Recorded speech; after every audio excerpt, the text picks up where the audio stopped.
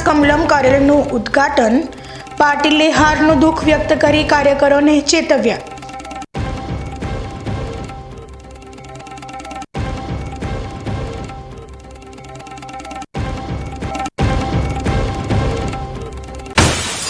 થરાદમાં શિક્ષકની આત્મહત્યાના તાર જોડાયા. ડમી વિદ્યાર્થી સાથે મૃતક શિક્ષકના પિતાએ જિલ્લા શિક્ષણ અધિકારી સહિત અન્ય શિક્ષકો સામે આત્મહત્યાના દુષ્પ્રેરણ માટે જવાબદાર ઠેરવી થરાદ પોલીસ મથકમાં નોંધાવી ફરિયાદ.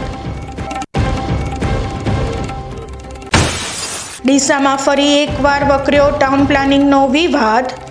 રજૂઆત કરવા લોકોએ ટાઉન પ્લાનિંગ સ્કીમને લઈ ધારાસભ્ય પર લગાવ્યા આરોપ.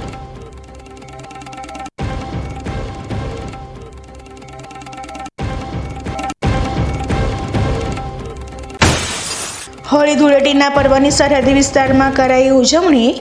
ધાનેરાના શેરગઢ અને થાવરમાં યુવાનોએ મચાવી ઘેર નૃત્યની ધૂમ.